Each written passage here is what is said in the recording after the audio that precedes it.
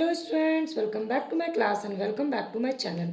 तो आज है सोशल इश्यूज़ के डिज़ास्टर मैनेजमेंट की क्लास 11। इससे पहले मैंने 10 क्लासेस ली हैं और डिज़ास्टर मैनेजमेंट से रिलेटेड, डिज़ास्टर से रिलेटेड सारी चीज़ें बहुत ही डीपली आपको कीवर्ड्स के थ्रू बताई हैं। तो अभी तक आपने वो क्लास नहीं देखी तो ज़रूर देखिएगा, क्योंकि कीवर्ड्स को सही तरह से पहचानना और सही तरह से लिखना किसी भी एग्ज़ाम के लिए ज़रूरी है। तो अगर आप मेंस लिखने वाले हैं, इंटरव्यू देने वाले हैं, एज से लिखने वाले हैं, सोशल वर्क आपका सब्जेक्ट है, सोशल वर्क से कोई डिग्री ले रहे हैं, कहीं पर स्पीच देना है, तो आपको ये सारी क्लासेस ज़रूर देखनी चाहिए, क्योंकि कीवर्ड्स के थ्रू मैं बहुत ही सिंपल लैंग्वेज में आपको पूरी स्टोरी बता रही हूँ और कुछ ऐसे मुद्दे बता रही हूँ जो आपने कहीं पर किसी भी क्लास में नहीं देखे होंगे, क्योंकि वही मुद्दे हैं जो छूट जाते हैं और जिसके कारण नंबर जो है आपके कम आ जाते हैं। तो अगर आप इन मुद्दों को इन टॉपिक्स में लिख देते हैं तो आपको नो डाउट बहुत अच्छे नंबर आएंगे। तो प्लीज़ आज की क्लास को पूरी ज़रूर देखिएगा। और आज की क्लास का हमारा टॉपिक है डिज़ास्टर मैनेजमेंट में एजेंसियों की क्या भूमिका होती है। तो चलिए शुरू करते हैं आज की क्लास। तो ये एक कीवर्ड आईसीएस, क्या है आईसीएस उसको हम जानेंगे। पहले थोड़ी सी कहानी जान लेते हैं।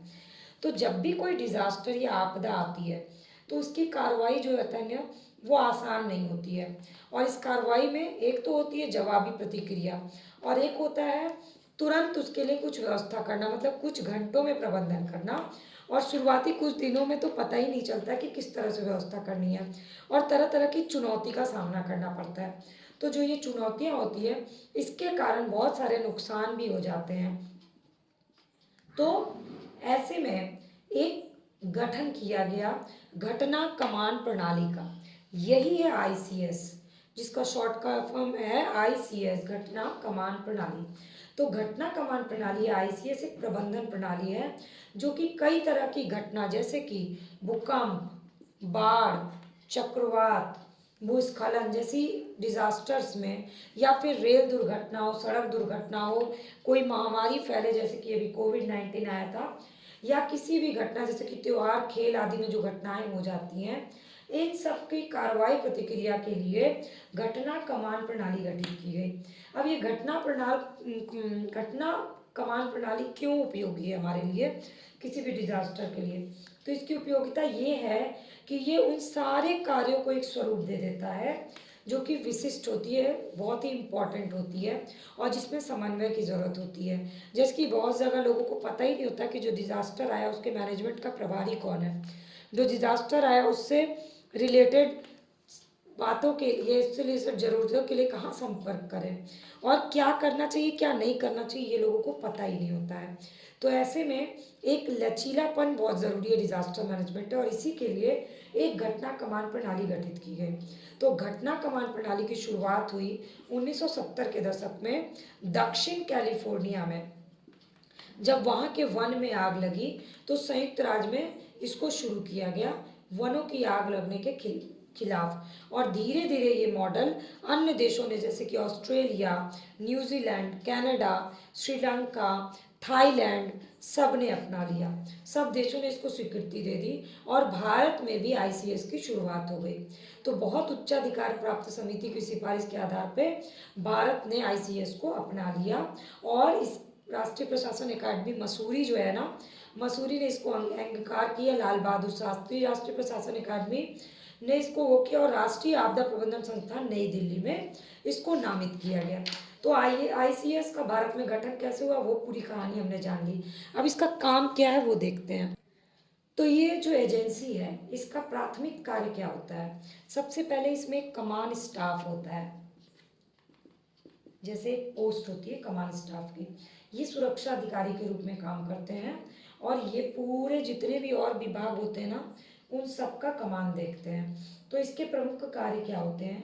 इनके ऊपर सारा उत्तरदायी होता है और ये घटना होने के पीछे का कारण और उसको किस तरह से समाधान किया जाए इसकी योजना बनाते हैं। अगला होता है इसका प्रचालन करना। अब प्रचालन में क्या है कि पूरा निर्देशन देना कि जैसे भूमि वाली घटना है या हेलीकॉप्टर से किस तरह से सुविधाएं दी जाए इसको, या इसके लिए किस तरह के कार्यबल की ज़रूरत है, कितने घंटे लगेंगे, कितना समय लगेगा प्रबंधन करने में, इसका प्रचालन करने में। इसके बाद आया नियोजन। नियोजन का काम के लिए सबसे ज़रूरी होता है संसाधन की व्यवस्था करना। वहाँ की स्थिति का आकलन करना, उसका फिर लेखन करना ज़रूरी होता है और उसके बाद ही उसको कार्यान्वित किया जाता है। इसके बाद आते हैं तकनीकी विशेषज्ञ, जो कि टेक्निकली नॉलेजेबल होते हैं और उनके ज्ञान का इस्तेमाल वो टेक्निकल तरीके से करते हैं ताकि कम समय में ज़्यादा संसाधन या सुविधा लोगों तक पहुंचाई जा सके। इसके बाद आते हैं आपूर्ति विभाग वाले। तो आपूर्ति करते हैं संसाधनों की, जैसे कि खाद्यान्न आपूर्ति, वस्त्र आपूर्ति, यातायात, सूचना की आपूर्ति। इसके बाद आते हैं स्वास्थ्य सहायता करने वाले लोग, जो स्वास्थ्य संबंधी सहायता करते हैं, रख रखाव करते हैं। इसके बाद आते हैं चिकित्सा करने के लिए, इसके भी कई भाग होते हैं। फिर आते हैं वित्त संबंधी व्यवस्था करने के लिए, और ये क्षतिपूर्ति करते हैं, वहाँ पे तत्काल क्षतिपूर्ति और लंबे समय की। तो घटना कमान प्रणाली की एक संगठनात्मक संरचना है। सबसे ऊपर आता है कमान, उसके बाद आता है सूचना, संपर्क और सुरक्षा। 3 चीज़ों का कमान करना होता है कमान अधिकारी को। सूचना, संपर्क और सुरक्षा, तीनों आप 100 से है, याद रखिएगा। इन लोगों का क्या काम होता है? एक तो प्रचालन करना, फिर नियोजन करना, फिर विभाग बांटना, फिर वित्त की व्यवस्था करना, क्षतिपूर्ति करना, समूहों पे ध्यान देना। इसी में सारी चीज़ें आ जाती हैं। तो इसकी मूल विशेषता क्या होती है कि ये घटना के पीछे का कारण, घटना की कार्यनीति बनाने का उद्देश्य, तरह तरह की शब्दावलियों का प्रयोग करके लोगों को काम का वितरण करते हैं ताकि सब विभाग सही तरीके से एकीकृत होकर के काम कर सके। तो बेसिकली आपदा प्रबंधन में एजेंसी की यही भूमिका होती है कि वो वहाँ की स्थिति को समझते हैं, वहाँ की स्थिति को समझते हुए नीति बनाते हैं, कुशलतापूर्वक उसका कार्यान्वयन करते हैं, उसके लिए योजना तैयार करते हैं, और योजना जब कार्यान्वित हो जाती है तो उसका मूल्यांकन करते हैं। तो कोई भी घटना स्थल पे पूरे प्रबंधन का काम जो वो कौन करता है? आपदा प्रबंधन एजेंसी। और इनकी बहुत महत्वपूर्ण भूमिका होती है। और इसके इतिहास से लेकर वर्तमान तक की स्थिति मैंने आपको बता दी, और इसका कंक्लूजन आपको बहुत ही पॉजिटिव तरीके से लिखना है। तो इस तरह से ये टॉपिक हो गया कंप्लीट। वीडियो अच्छी लगी होगी तो लाइक, कमेंट और शेयर करना मत भूलिएगा। चैनल का सब्सक्राइब बटन अभी तक रेड दिख रहा है तो क्लिक कर दीजिए, बेल आइकन को प्रेस कर दीजिए, क्योंकि इससे आपको फ्री ऑफ कॉस्ट सारी वीडियो अपडेट मिलेगी। और मेरे चैनल के प्लेलिस्ट को ज़रूर विजिट करिएगा, क्योंकि सारी वीडियो फ्री ऑफ कॉस्ट है, सारी क्लासेस फ्री ऑफ कॉस्ट है, फ़ायदा आपका ही है।